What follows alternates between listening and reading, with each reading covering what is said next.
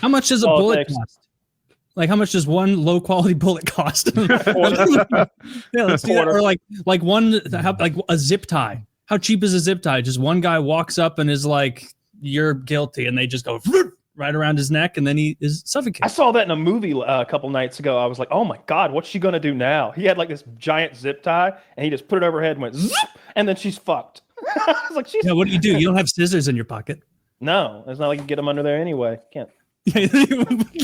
Way over here. Woody's like, I've been, after you saved yourself from that. I've been waiting for this day. Unfortunately, he's honed those scissors to a razor's edge. He immediately nicks his jugular and bleeds out. But if Woody survives, then he'll be the one kind of talking like this. Listen to me, RFK. Yeah. So yeah, we got to get that guy. We just pop him in the head, move on. Dunzo. Not taking up room in our nice pristine prisons. He did the same kind of press conference in North Carolina and Asheville when he had those people whose homes had been destroyed and FEMA hadn't helped them. And he's like, "No, I'm going to turn the microphone over to Maybell. Maybell, come on up here." And he steps to the side, and Maybell takes, and she's all old white lady and all teary eyed. "FEMA come, and they left, and here we was, no sewer, no electricity, no power, no food. And President Trump come, and everything changed." And she just goes on this whole thing about how President Trump has come and saved the day. And she's like, "Thank you, President Trump. I love you." I was like, "Oh my God, this is the best thing ever." He's such a master of the show. He's such a good showman. Every now and then, because he plays off the cuff so much and he just stops and talks to the cameras, I think he loses some of his mystique. If he only did those press conferences with the victims that he wheels out, he'd do a lot better. Because those hit me well. Every time I'm affected, I'm like, "He's not making that up." Yeah, that's a victim who he promised to fix their problem, and here he is fixing their problem. And there he did. I saw the clips that are running at the same time. At least it was probably on Fox, where they were showing like the giant like miles of lines, because it was right before that giant winter storm hit, and so there were just miles of people like waiting in line to get propane so they wouldn't fucking freeze to death. Yeah, Carolina. Yeah, Eastern Carolina. Okay. Or no, I'm sorry, Western Carolina. Is this related to the hurricane? Mm-hmm. Yeah. Okay. The hurricane hit, and then shortly after that, before everything was done, like that giant winter storm came through and crushed a bunch of people. And so there were just lines and lines of cars like trying to get propane so they could, get heat to not fucking die. And they were using that to goose the emotion of the situation more. Which it seems like a valid thing, but some people resorted to cannibalism, I'm told, in the far reaches of Western North Carolina. Dude, I wouldn't like that. Frustrated me. So I have friends in Western North Carolina, and actually, same guy, paramotors in a hurricane. And there was so much like misinformation or like intentional lies getting spread that I got really sensitive about it.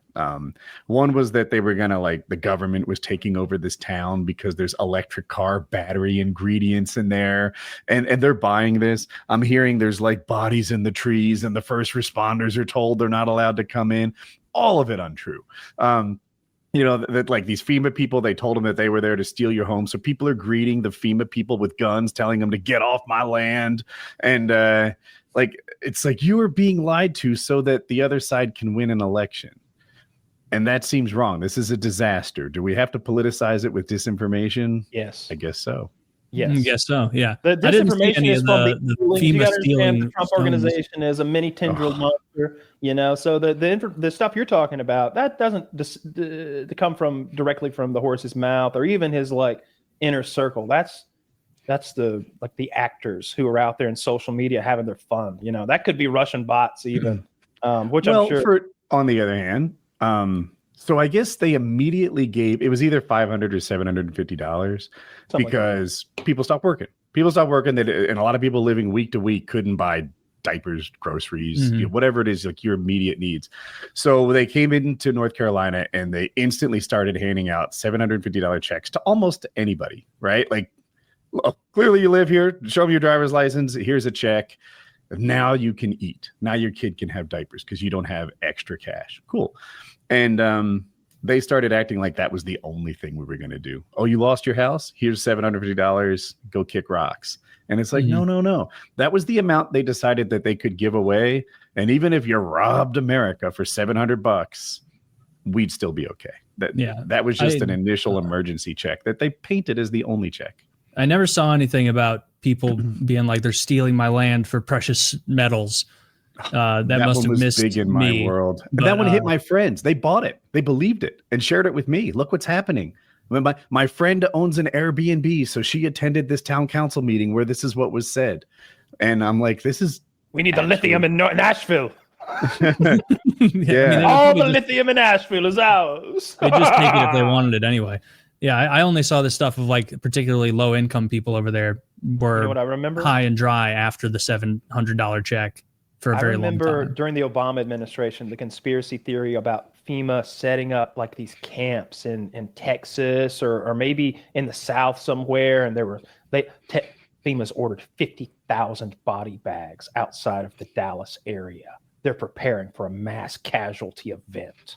There's all these like conspiracy theories that FEMA was always wrapped up with the Obama administration. I'm like, don't they just help people whose houses flood? Like I'm sure there's plenty of waste and nonsense going on. I'm sure there was some Estonian LGBTQ dances that needed to be funded, but most you have to do that.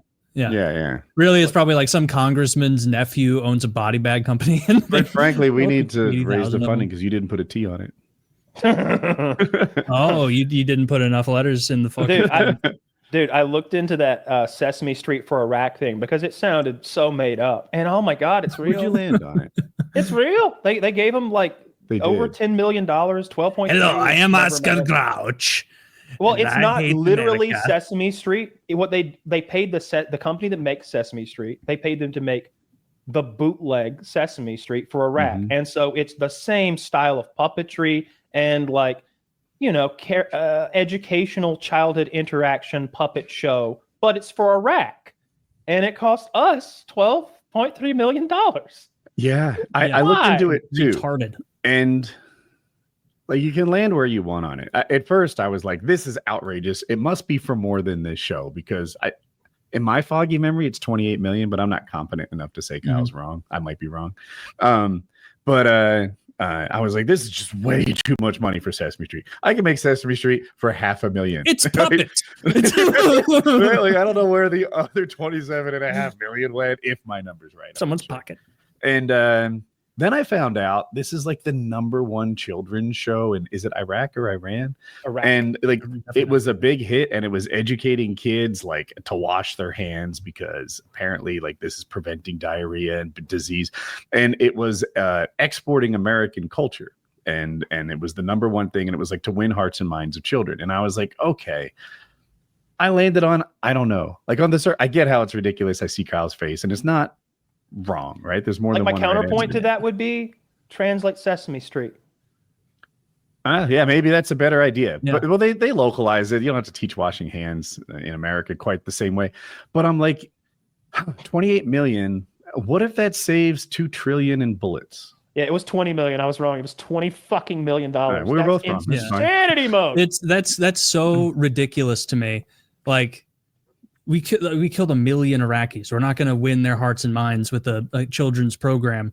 And also, like, you're 100%. Both of you are right. It doesn't cost $500,000 to do that production. Like all of that money, you got to cut a little for me in. All right, I'm not doing this for free. That's what it is. It's going to some $450,000 in profit. It's going through some NGO that's funneling it largely away from what its expressed purpose is. Wait, and NGO? then a non-government organization. Oh, thanks. And so they're feeding it to some company that then disseminates those funds, and it's just such an absurd waste when we know our government wastes money, and stuff like this is just it. Like if there was an easier thing to cut off the top, it's horseshit like this. Like we're doing, gay dance conversion therapy in Tanzania or whatever the hell. It's like, this is ridiculous. Like there's a reason that like Trump's approval is higher than it's ever been. And that's because like this stuff is very viscerally compelling to normal people because they think I pay X amount in taxes, or at least I think I pay this much in taxes. And so like lifetimes and lifetimes and lifetimes of my contribution to the country. They're not going to help America's dwindling literacy rate. It's not like we're banging on all cylinders here with that. It's going to do this in Iraq, or it's sending something to Estonia, or it's I sending don't want something them to be able to Honduras. read. I want